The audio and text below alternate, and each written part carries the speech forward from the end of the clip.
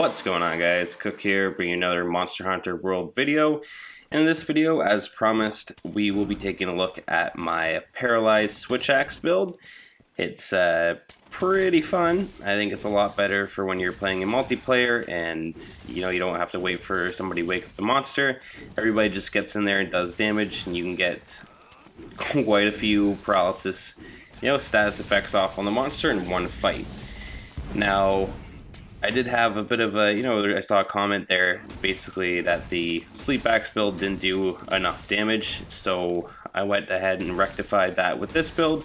This one does do, a little bit more damage because we do have the attack boost level 7 on this build.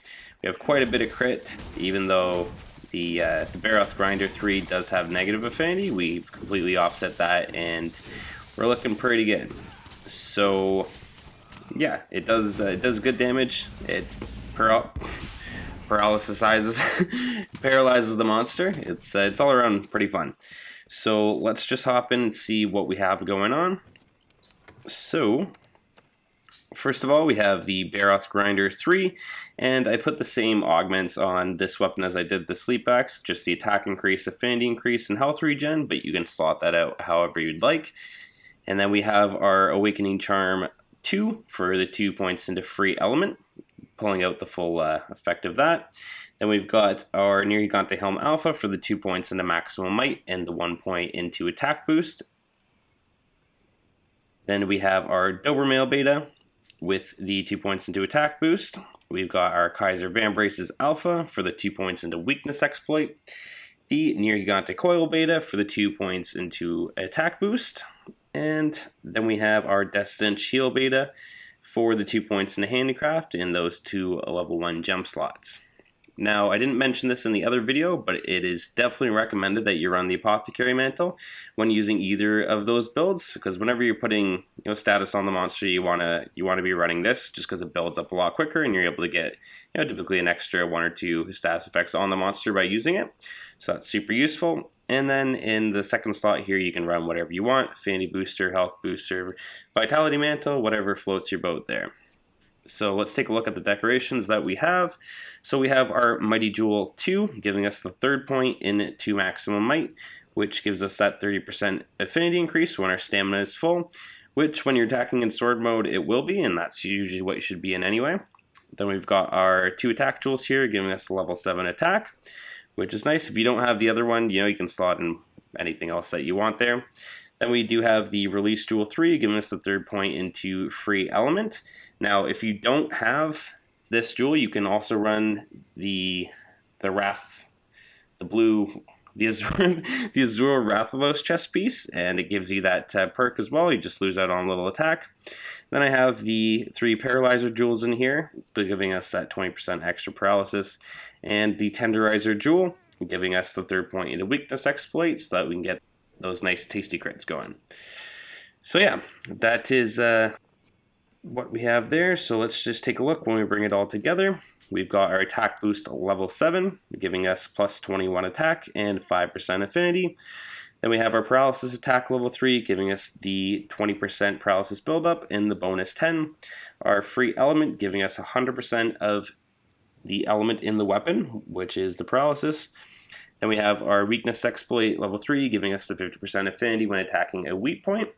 Maximum might level 3, giving us the 30% affinity, again, when we have our stamina full. And handicraft level 2, giving us a little bit more blue sharpness there. So if you take a look, we do have 25% affinity on this build with 370 paralysis element and then 330 paralysis file. Super nice. And then we have plus 15 defense on the weapon itself, which is always a plus. More defense is always nice. So yeah, that's the build there. Basically, put on your Apothecary Mantle, get the status on them, and everybody gangs up and beats his ass. So I did go after a Black Diablos here. He does have a 3-star weakness to paralysis, so I thought it would show off, what the weapon could do. Yeah, works out pretty well. he's done quite a bit. So hopefully you guys enjoyed the video. If you did, consider leaving a like and subscribing. This has been Cooked, and I'll see you all in the next tasty episode.